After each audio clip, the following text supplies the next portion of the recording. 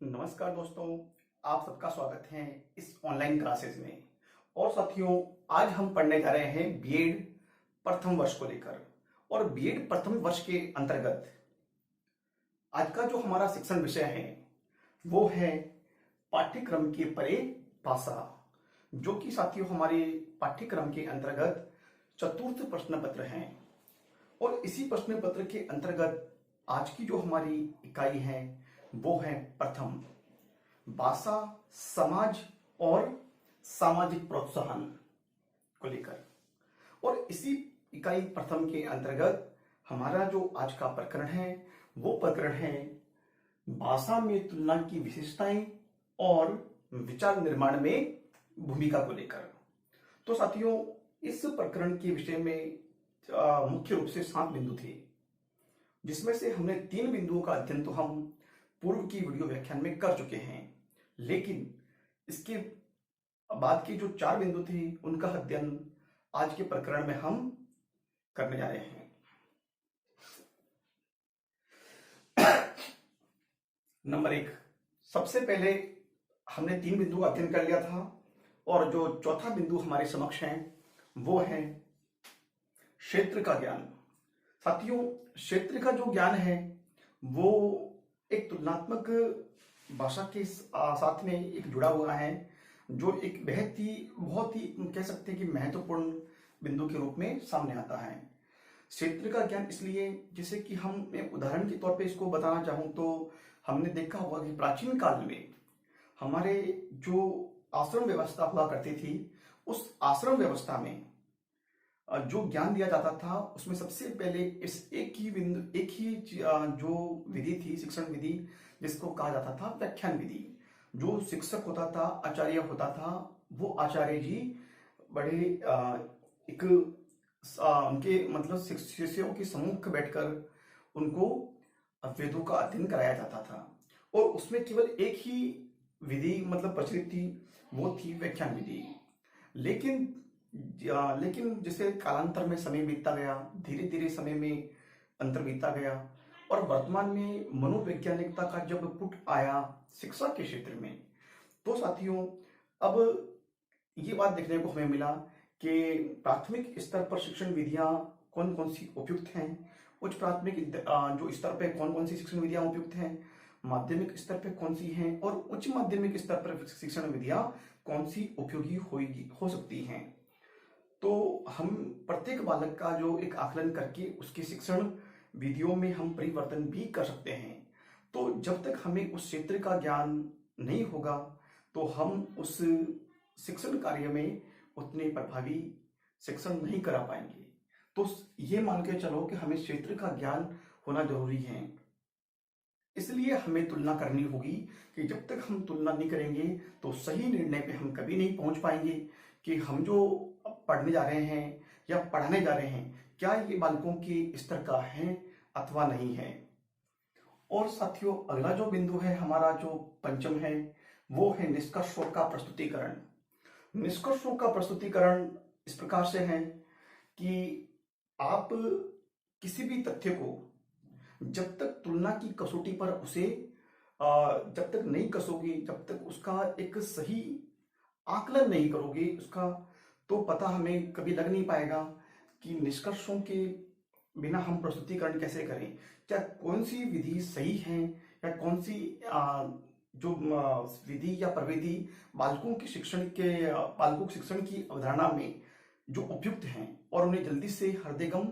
करा सकें। तो ऐसी विधि का चयन हम लोग करेंगे। तो हमारे सामने बिल्कुल है कि जब हमारे सामने बहुत सारे तथ्य हमारे सामने आते हैं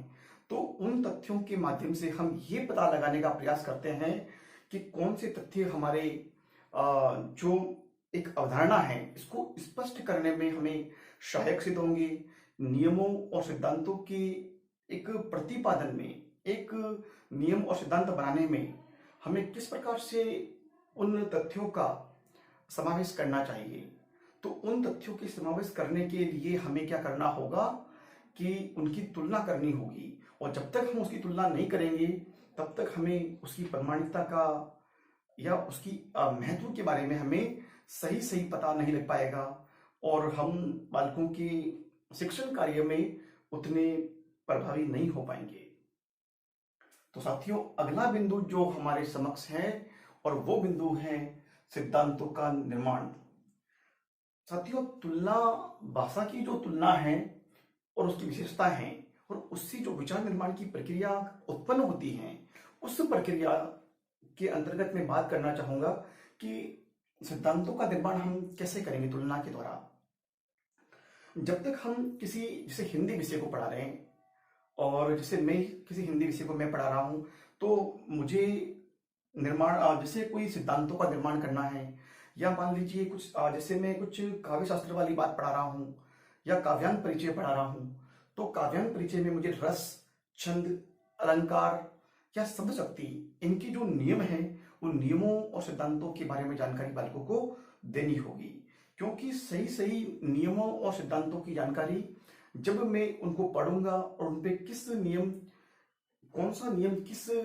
शब्द शक्ति पे कार्य करेगा, चाहे वो अभिधा पे है, लक्षणा पे है या फिर व्यंजना पे है, एक तो ये बात हुई। इसी तरह यदि मैं संधि पढ़ा रहा हूं, तो संधि में कौन से नियम स्वर संधि के होंगे, कौन से व्यंजन संधि के होंगे, या विसर्ग संधि में कौन कौन से नियमों का समावेश हम करेंगे। इसके अतिरिक्त हम ये भी मान सकते हैं कि छंद पढ़ा रहे हैं तो छंदों में मात्रिक छंद पढ़ा रहे हैं या हम मात्रिक छंद है या वर्णिक छंद पढ़ा रहे हैं, तो उनके बारे में जानकारी हमें, मात्राओं की गणना हम कैसे करेंगे, वर्णों की गणना कैसे करेंगे, या अलंकार पढ़ा रहे हैं तो हम शब्द अलंकार पढ़ा रहे हैं या अर्थ अलंकार पढ़ा रहे हैं, तो शब्दों का चमत्कार कैसे होगा या अर्थ का चमत्कार कैसे होगा, यदि उसकी जगह उसका पर्याय रख दिया जाए तो उसके अर्थ में कितना परिवर्तन आएगा या फिर कोई परिवर्तन नहीं भी आ सकता। तो उस बातों का नियम हम तुलना के माध्यम से ही कर सकते हैं। जब तक हम उन सभी नियमों को पढ़कर और उनकी जो तथ्य हैं उनकी तुलना हम नहीं करेंगे, तब तक हम बालकों के शिक्षण में या उन्हें सीखने सिखाने में हम किसी भी प्रकार से हम तुलना के द्वारा, हम बिना तुलना किए हम उसे सही ढंग से परिभाषित नहीं कर पाएंगे। तो साथियों, अगला जो बिंदु हमारे समक्ष है वो है प्राचीन परंपराओं का समापन। अब प्राचीन परंपराओं का जो समापन है वो इस प्रकार से है साथियों कि हमने कई बार ये देखा होगा कि जो तुलना, एक तुलनात्मक इकाई जो है या तुलना करने वाली जो भाषा की जो एक रूप है, वो एक ऐसा रूप है जिसके माध्यम से हम भाषा को बहुत अधिक परिष्कृत, परिष्कृत और भाषा को एक शुद्ध रूप में, मानक रूप में हम स्वीकार कर सकते हैं। वो इस प्रकार से हैं कि जैसे कि मान लीजिए कि प्राचीन काल में प्राचीन जो परंपराओं का है तो उसका समापन कैसे होगा। तो इसी बिंदु को मैं आपके समक्ष बिल्कुल लाके बता रहा हूं कि हमने देखा होगा कि प्राचीन काल में जब बालक आश्रम व्यवस्था में गुरु के पास में शिक्षा ग्रहण करने जाता था, ब्रह्मचर्य आश्रम है ना, विद्यारंभ जब उसका शुरू होता था उपनयन संस्कार के बाद में, तब क्या होता था कि वो विद्यार्थी गुरु के समीप बैठकर विद्या को ग्रहण करता था। लेकिन उसे कई बार ऐसा होता था कि प्राचीन काल में एक दंड का प्रावधान भी था। यदि विद्यार्थी के द्वारा कोई गलती की जाती है या फिर किसी कारणवश उसके द्वारा वो गुरुजी के द्वारा बताई गई उन बातों का अनुसरण सही प्रकार से नहीं होता है या नियमों और सिद्धांतों का पालन में कुछ कमी रह जाती है, त्रुटि रह जाती है, तो उस बालक को दंडित किया जाता था और दंड के प्रावधान पहले थे। लेकिन वर्तमान में जब जैसे समय बीतता गया और शिक्षण में सीखने सिखाने में जब मूल्यांकन की प्रक्रिया का समावेश होता है, तो ऐसी स्थिति में साथियों मनोवैज्ञानिक तरीकों से बालकों को किस प्रकार सिखाया जाए और बिना दंड के किस प्रकार से बालकों की अवधारणा को स्पष्ट किया जाए, चाहे वो खेल खेल के माध्यम से हो, चाहे सह शैक्षिक गतिविधियों के माध्यम से हो, बाल केंद्रित शिक्षा के माध्यम से हो, अथवा बाल केंद्रित शिक्षा के माध्यम से हो, अथवा ये मान लीजिए कि बालकों को मनोवैज्ञानिक तरीकों से बालकों को सिखाया जाए, न तो उन्हें किसी प्रकार से शारीरिक या मानसिक उत्पीड़न पहुंचाकर उन्हें किसी भी प्रकार से एक प्रताड़ित ना किया जाए। और इस प्रकार के कानूनों का भी कानून भी बनाए गए हैं, बाल केंद्रित शिक्षा को लेकर हैं, शिक्षा का अधिकार अधिनियम 2009 है। ऐसे तमाम सारे जो मतलब एक एक्ट बनाए गए हैं जो बालकों की सुरक्षा एवं उनके सीखने सिखाने को लेकर वर्तमान में हमारी राज्य सरकार, हमारी केंद्र सरकार और हमारे तमाम सारे जो समाज सेवी संस्थाएं हैं वो उस बीच में कार्यरत हैं। तो साथियों, आज के लिए जो हमारा ये प्रकरण था उसमें तुलनात्मक अध्ययन के द्वारा हम किस प्रकार से हम अपने